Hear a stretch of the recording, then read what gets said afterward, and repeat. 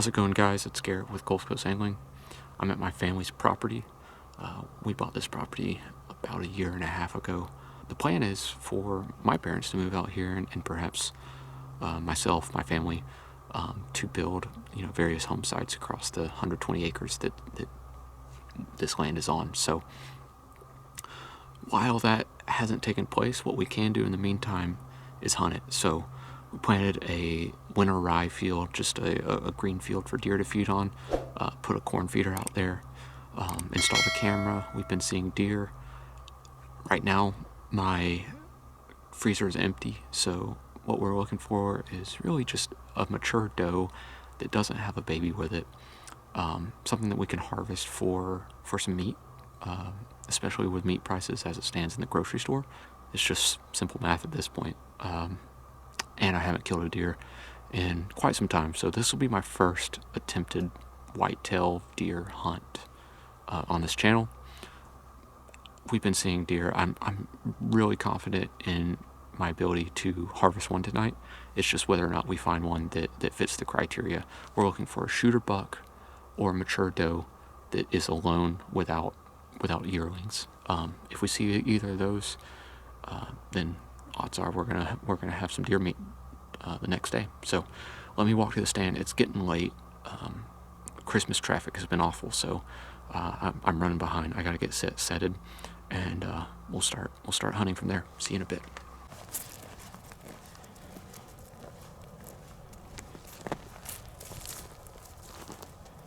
So the plan is basically sit here until twilight. Once the sun gets down, the deer hopefully will start moving. I imagine they're going to come out of the pines to this direction. But also probably come from these pines over here. So we're in an L shape with the plot a good 20-30 yards interior. So the big mature bucks probably are not going to come out until after dark. But I'm really just wanting to harvest some meat. So any doe that's alone without babies and is mature is on my hit list today. So we'll see how things go. It's going to be a while before anything shows up, so let me get comfy. Got a doe. There she is. First deer out. I can't tell if it's looks like a young doe. Still got like a summer coat. Oh, right as I was about to shut off the camera. See that one's a more mature doe. The one on the right is a yearling. The one on the left is the mom. And I said I don't want to break up any families, so I think these two get the pass. This first hunt was very successful. We had a doe and a yearling out on the field very early, and shortly thereafter we had 2 spikes join the party. Actually, I think one spike was maybe a 3 or 4 point. But either way, we had 4 deer on the green field at once relatively early on. So I had high hopes for additional deer coming out later that evening. However, we had a hitch in the plans. Our automated timer on the corn feeder went off at about 4:30 or 5 o'clock. I'm not sure which time it was. Regardless, the 2 spikes were right on the feeder at that time, and it scared them off and sort of spoiled the hunt for me. Fortunately, we had a massive cold front rolling through. The temperature went from about 60 degrees all the way down to 32 and eventually settled at 24 degrees that night. So that had the deer activity way high up, and we were able to get back on them shortly thereafter. The automatic timer has it for like 4:30, and it went off and scared them away. We still got these 2, but that's good. They were giving me a lot of pressure. Now I can kind of breathe and get comfortable again. All right, guys, we didn't get the job done. Had a decent little hunt, 4 deer on us. I didn't get the footage, but what happened, we had 2 spikes approaching the feeder and a doe and a yearling further out in the field, all 4 at once. Typically when there's deer on the field already, it makes deer along the wood line more comfortable in coming out. So I had deer on the feeder on the field.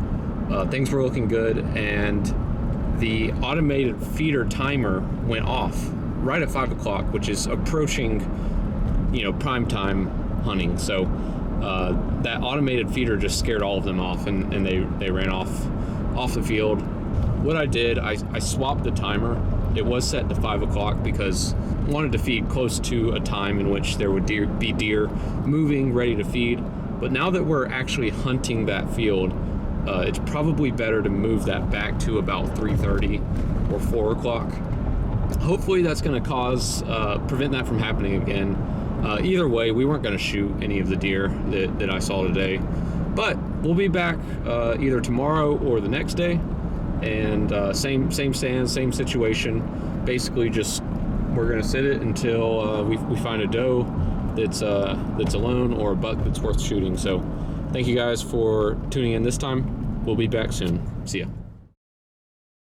All right, guys, we're back at the property one more time in a different location. I got John. He's gonna be filming or maybe shooting. He's got his gun anyways. So we normally have been filming from, you can barely see the tree stand through there. There's our camera. We got a tree stand through there. We have our gooseneck, tractor, pipes, just some building material. The deer they're not bothered by it. It's been sitting there for a few weeks now. But with this wind, it's blowing from about that direction.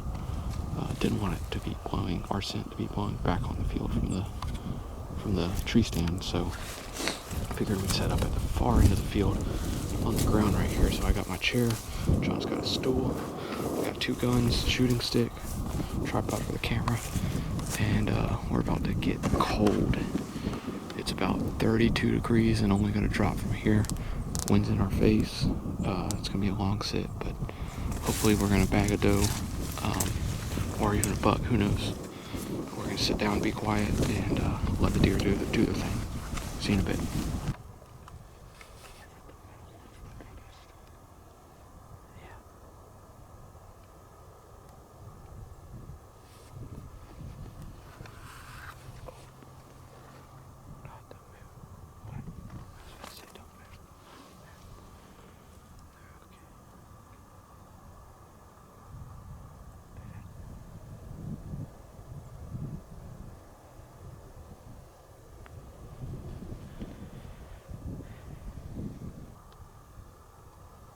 Like I said, that massive Arctic blast rolled through and the temperatures dropped 30 or even 40 degrees in some places.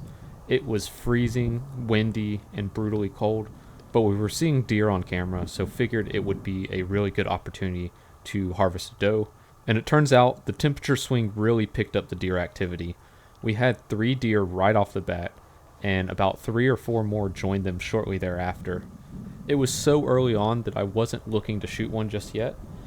Unfortunately, a big matriarch doe was a little bit suspicious and didn't like the feeling of the field at that time, so the group of 6 or 7 left the field from where they came relatively early on. They didn't stay very long at all. It was a little disappointing that all those deer left the field so early, but fortunately about 20 minutes later, another group of 6 does come out from the opposite side of the field.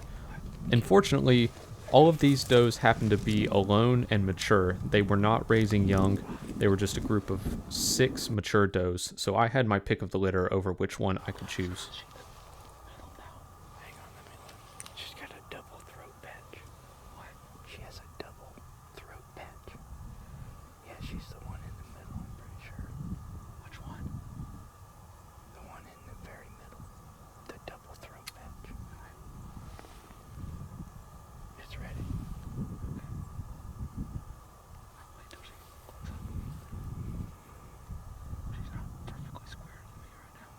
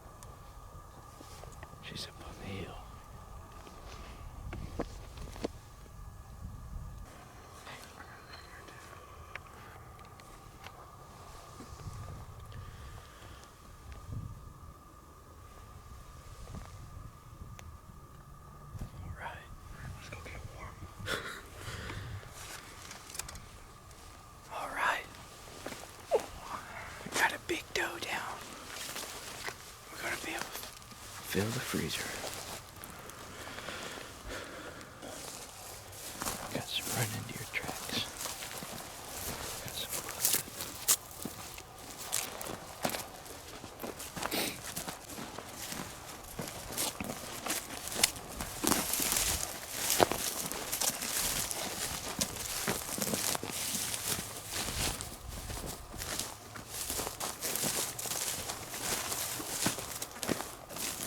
Big old doe.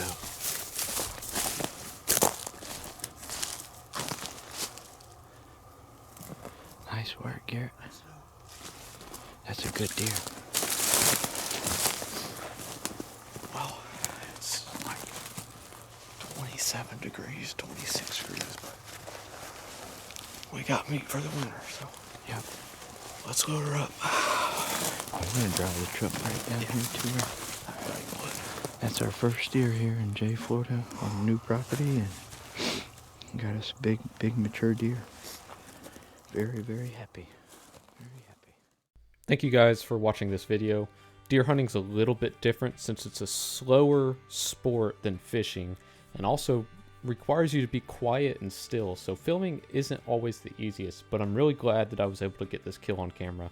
If you like content like this, we do have several duck hunting videos public that I have published in the past, so go check those out. Thank you guys for watching, and as always, have a great day. Took wing, shotguns singing.